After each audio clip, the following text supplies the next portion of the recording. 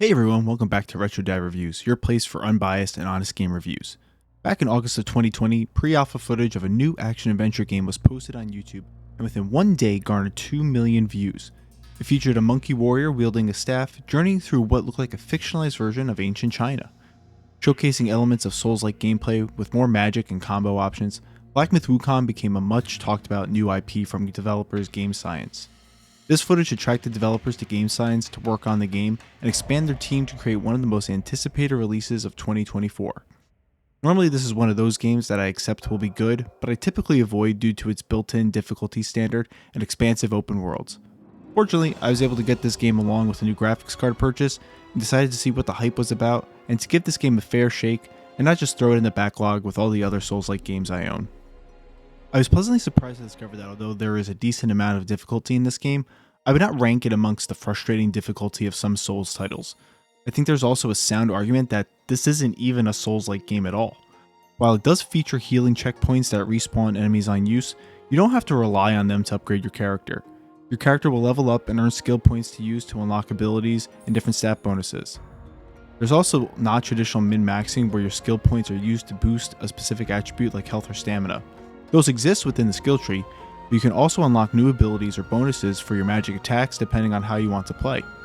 And the best thing of all, the only penalty for dying is losing a small amount of experience as opposed to all of your gained experience that you were holding for all those other Souls-like games. You don't lose any skill points, you don't drop currency. All that happens is you restart from the last checkpoint and have to fight through whatever enemies killed you all over again. Gotta say that it really relieves the stress while playing this game. So far, while this all sounds good on paper, we have to sympathize with our parental gamers. There's a level of difficulty and frustration built into this game that needs to be considered before purchasing. And who needs more difficulty and frustration in their lives? Catch me outside, how about that? Is this the game that breaks that mold and will provide an enjoyable yet challenging experience? Is this game addicting enough to buy for your kids so they'll leave you alone for hours on end? Is this game truly the game of the year and you're missing out on the best experience of 2024? And finally, is Black Myth Wukong worth your time? Kicking off with pausability, the developers took pity on parents everywhere and gave some great pausing options. The game can be paused at just about any point in the game to include general battles and even boss fights. Your menu options are limited within those scenarios, but just being able to stop the game is such a godsend for us that need to put down the controller at a moment's notice. Oddly enough though, you can't pause the game during cutscenes, but you can skip them. I find that pretty weird since they both typically go hand in hand, and I would imagine most people would rather be able to pause a cutscene rather than outright skip it, especially on a first time playthrough. Getting back into the pause screen itself, this is where you can change the Destined One's magic assignments, equipment, item loadout, and spend upgrade points for stats and abilities. The game has a frequent autosave feature and no manual save option to mimic the Souls game approach of preventing save game spamming for retries. But like I said before, there are minimal downsides to dying, so the autosave is not as punitive as it is in other games. So yeah, gotta say, big thumbs up for pausability in this game. Can you put this game down for 2 weeks and come back to it? I gotta say the gaming atrophy is certainly strong with this one, unless you have some kind of Rain Man abilities with these type of games. Even when I was playing this game consistently, I found myself losing over and over and over again to bosses from simple missteps or by not reading a move correctly. Understanding and anticipating attacks are the only way to have success against the bosses, and putting the game down certainly doesn't help you do that. My advice is to get through a boss before deciding to put the game down for a bit, if you can help it of course. And then you can start from scratch for the next boss fight that you have coming up, and use the open world enemies to relearn all of your abilities. If you can't remember each and every nook and cranny of the level and you decide to come back to this after doing something more casual, get ready to have no idea where the to go. Each level of each chapter also gets progressively larger, so don't let the first chapter fool you into thinking this is some kind of small sandbox game. It's not a sandbox. It's a damn desert at times, and you're going to be more lost in Paul Atreides in Dune Part 2. Something that keeps throwing me off when coming back to this game is that there is only a dodge ability and not a built-in parry or block. I would say that a staff is the perfect weapon to incorporate and parry or block, but what do I know?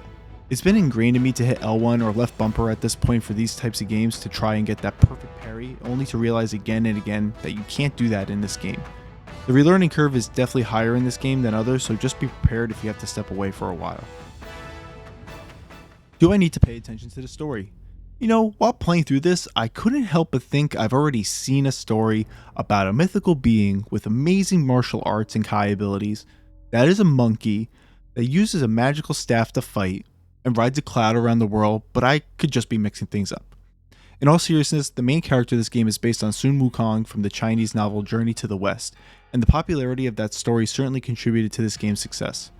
While I'm ignorant on the contents of Journey to the West, I don't feel like the game does a solid job of telling the story through the battles and cutscenes either.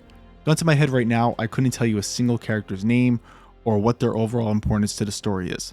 My dumb dad brain probably just needs things spelled out for me a little bit more than what the game is offering, but it's coherent enough to follow through to the end. The game is fun and enjoyable without really paying attention to the story, so consider a bonus if you're able to follow along. Should you let your kids play this game?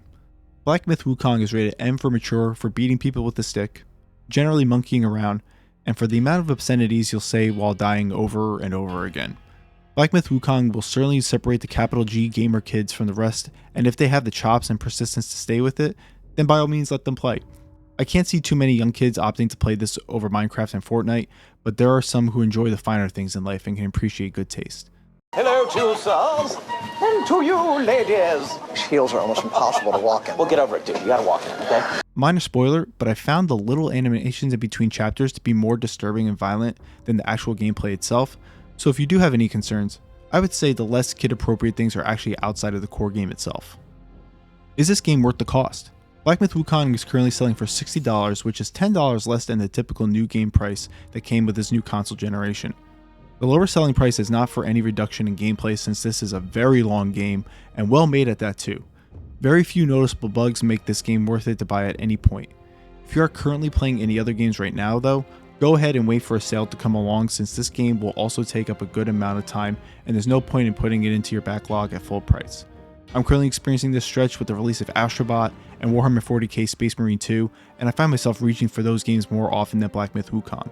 By no means do you need to beat this game in one shot, but I would recommend for all the reasons I mentioned before. Do you need a guide to play this game? I would say that I'm 50-50 on whether or not you need a guide, so hear me out.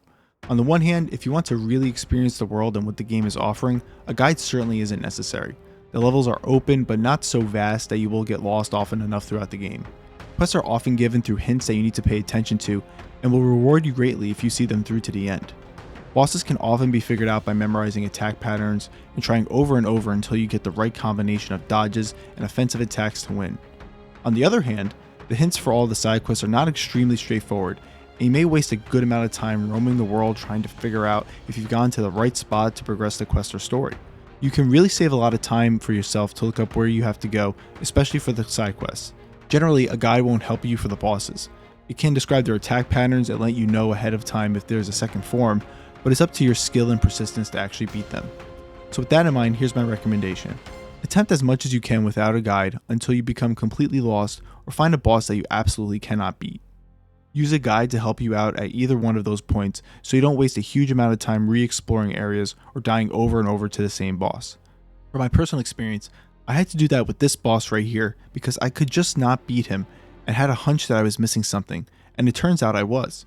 There was a whole side quest that lets you get an item that negates one of his ultimate attacks and makes the fight considerably more fair. It doesn't make him easier, but the attack that this item negated took a completely unfair aspect of the fight and leveled the playing field for a more enjoyable fight. It still took me some tries even after getting the item to beat him, but I could see the light at the end of the tunnel after getting it. Finally, did I beat the game? As of right now, this game remains unfinished because guess what? It's f***ing hard. I find it more bearable than similar games of this type, but going from boss to boss, one after another really punishes the desire to play this game for long periods of time. For most of us who only get 1 to 2 hours at a time to play games, you may find yourself spending all of that time trying to be a boss, losing without improving at all, and realizing that you've spent an hour making zero progress in the game. It's enough to make a grown man cry, and that's okay. Some days the juice just isn't worth the squeeze, and the mere thought of all of that time wasted will prevent many people from consistently going back and finishing the game. I would love to actually beat it since so much work has been put into this game, but it may take me longer than I'm willing to put in at the moment. Black Myth Wukong is available for PlayStation 5, Xbox Series X, and PC, so it's on whatever your platform of choice is, assuming you don't only own a Switch. In conclusion, although it is a great game, Black Myth Wukong is getting a pass from me. I won't outright reject it since it truly is a great game, but I think there are more parent-friendly games that have been released in this time period that more people will enjoy and finish. It's just one of those games that you will sink a lot of time into with not a lot to show for that time. Consistently dying, getting lost in some levels, and having to be tight and focused in on your controls make this an intense experience at times. For those of us who want to unwind and relax while playing games, this game may contribute more to your blood pressure rising and adding more frustration to your day. Thanks for stopping by and watching the full video. Playing through these games and editing all of this takes a good amount of time, and you watching all the way through is greatly appreciated. Let me know what you think about Black Myth Wukong in the comments, and share the parts that frustrated you the most, and also the moments that you enjoyed the best. Leave a like, and be sure to subscribe for more Retro Dev reviews in the future.